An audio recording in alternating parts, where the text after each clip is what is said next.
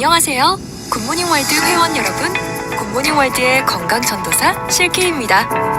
오늘은 지친 현대인들에게 많은 주목을 받고 있는 멜라토닌에 대해 이야기해 보겠습니다. 낮엔 바쁘게 일하고 밤이 되면 좀 쉬어야 하는데 오히려 그때부터 생각이 많아지고 잠을 못 이뤄 뒤척이지는 않으신가요?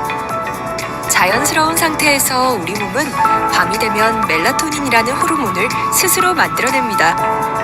뇌에서 생성되는 이 호르몬은 생체 리듬을 조절하여 활동일과 수면 주기를 만들어냅니다.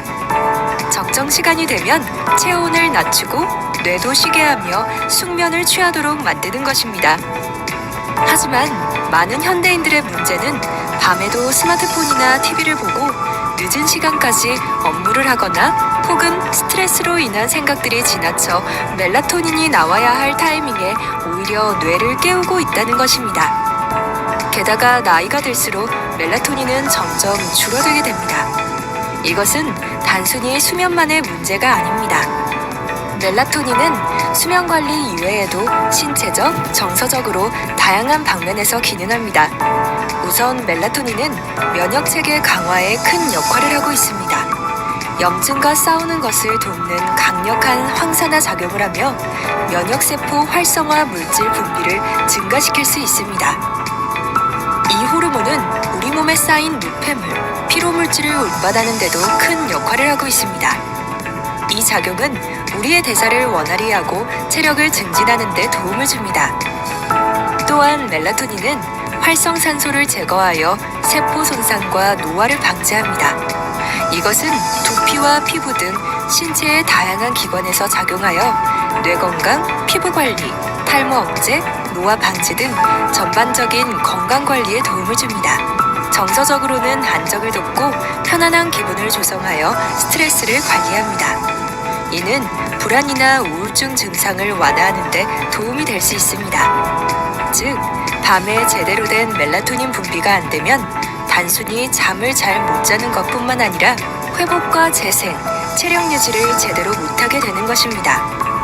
그러나 OECD의 조사에 따르면 한국은 회원국 중에서 평균 수면 시간이 가장 짧은 나라 중 하나로 알려져 있습니다. 한국인의 하루 평균 수면 시간은 약 6시간 30분으로 OECD 회원국 평균인 8시간보다 1시간 30분 이상 적습니다. 이런 수면 부족은 건강에 부정적인 영향을 미칠 수 있으며 특히 면역력 저하와 피로 누적의 원인이 될 수 있습니다. 그렇기에 현대 한국인들에게 특히 수면의 질을 높이기 위한 관심이 높아질 수밖에 없는 것입니다. 그렇다면 멜라토닌 수치를 최적화하여 수면의 질을 높일 수 있는 환경은 어떻게 조성할 수 있을까요? 우선 수면을 어렵게 만드는 가장 큰 환경 요인 두 가지는 빛 공해와 온도입니다. 특히 늦은 저녁 켜놓은 조명과 핸드폰, TV 화면들은 뇌가 아직 낮이라고 착각하게 만드는 청색빛을 방출합니다. 일반적으로 뇌는 오후 9시에서 10시 사이에 멜라토닌을 분비합니다. 그렇기에 적어도 잠들어야 하는 시간의 한두 시간 전에는 인공적인 화면을 바라보는 것을 자제하는 것이 좋습니다. 밤에 어쩔 수 없이 빛이 필요하다면 되도록 낮은 와트의 노랗거나 붉은 빛을 가진 전구를 사용하는 것을 추천합니다. 낮 동안은 가능한 주기적으로 일정 시간 동안 밝은 자연광을 받고 잠이 드는 시간에는 완전한 어둠을 만드는 것이 좋습니다. 뇌의 송과선은 낮에 밝은 태양빛 노출과 밤의 완벽한 암흑의 대비에 비례해서 멜라토닌을 생산합니다. 그렇기에 이러한 빛의 대비를 자연의 밤낮 주기와 맞춰주는 것이 좋습니다. 다음으로 침실 온도는 21도 이하로 유지하는 것이 좋습니다. 연구에 따르면 수면에 적당한 최적의 실내 온도는 16도에서 20도 사이입니다. 그러나 현대사회에서는 적절한 밤낮의 주기를 따르기 어렵거나 정서적인 피로와 스트레스로 인해 이러한 자연적인 방법만으로는 부족한 부분들이 많습니다. 이때 조금 더 적극적인 실천으로 할 수 있는 방법이 멜라토닌을 외부로부터 보충하는 것입니다. 멜라토닌은 타르트 체리와 구기자 열매, 바나나, 아몬드와 피스타치오, 우유, 지방 함량이 높은 생선 등에서 섭취할 수 있습니다. 그러나 대부분의 식품에는 멜라토닌이 함유되어 있지 않고 함유되어 있다 하더라도 미량인 수준입니다.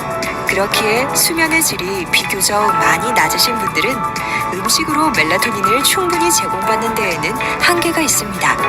이때 영양제 형태로 멜라토닌을 보충하는 것도 좋은 방법 중 하나입니다. 그래서 마지막으로 멜라토닌 보충제를 선택하는 기준에 대해 알아보겠습니다. 우선 식물성 원료로 만들어진 것인지를 확실히 확인해야 합니다.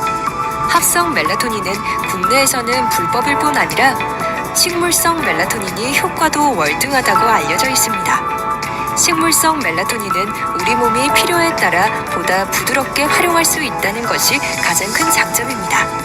최근 시장에서 가짜 식물성 멜라토닌 이슈도 불거졌던 만큼 원료 확인에 더욱 주의를 기울여야 합니다. 두 번째로 멜라토닌 섭취량입니다. 일반적으로 처음 섭취를 시작할 때 0.25mg 또는 0.5mg의 적은 용량으로 시작할 수 있습니다. 3mg 정도의 고용량 섭취는 때때로 오히려 잠을 더 방해하게 될 수도 있기 때문에 주의 깊게 섭취량을 조정해야 합니다. 일반적으로 의약품에서도 2mg 정도로 나오고 있기 때문에 하루 2mg 전후로 드시는 것을 추천합니다. 다음으로 시너지 원료입니다. 멜라토닌은 단순히 섭취한다고 바로 생성되는 것이 아닙니다.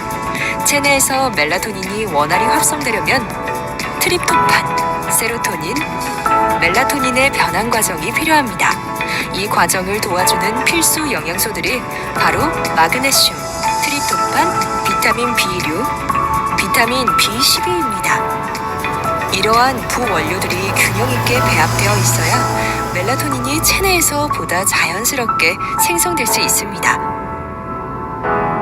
오늘은 멜라토닌과 수면 및 생체 리듬 관리에 대해 살펴보았습니다. 여러분의 건강과 사업에 많은 도움이 되길 바라며 마치겠습니다.